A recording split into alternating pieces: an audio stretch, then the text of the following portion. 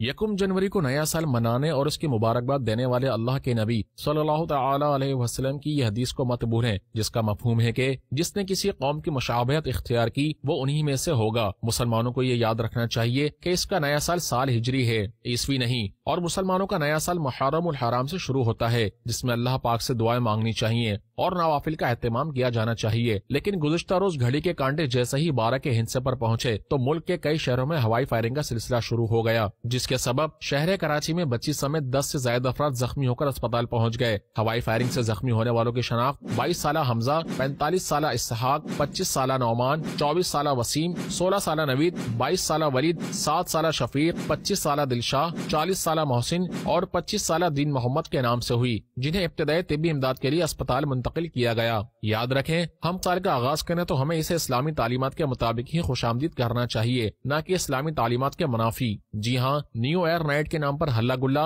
اور ہلڑ بازی کرنے والے افراد نے ایک طرف تو اسلامی تعلیمات کے برعکس لوگوں کو تکلیف سے دوچار کیا تو دوسری طرف قانون کی بھی خلاف ورزی کی، کیونکہ قانون نافذ کرنے والے اداروں کی جانب سے سال نو کے موقع پر دفعہ 144 لگائی گئی تھی۔ باوجود اس کے شہری رات 12 بجتے ہی شہر کی سڑکوں پر آتشی اسلحہ سمیت وارد ہوئے اور دیکھتے ہی دیکھتے شہر فائرنگ کی آواز سے گونج اٹھا۔ ہم مسلمانوں کو یہ یاد رکھنا چاہیے کہ ان کے اس عمل سے کتنے لوگ اپنی جانوں سے ہاتھ دھو بیٹھتے ہیں اور کتنے تو عمر بھر کے لیے معذور ہو کر ساری زندگی بستر پر گزارنے کے بعد انتقال کر جاتے ہیں، حالانکہ ان کے اس عمل سے ان کے مال اور وقت کا ضیاع ہے۔ لہٰذا ہمیں یاد رکھنا چاہیے کہ دین اسلام میں نئے سال کا آغاز محرم الحرام سے ہوتا ہے، جو ہمیں قربانی کا ذہن دیتا ہے، اور ہمیں اس میں داخل ہونے کے لیے اللہ پاک سے امن، ایمان اور سلامتی کی دعائیں مانگنی چاہیے، نہ کہ ایسی خرافات میں پڑھ کر اللہ کو ناراض کرنا چاہیے۔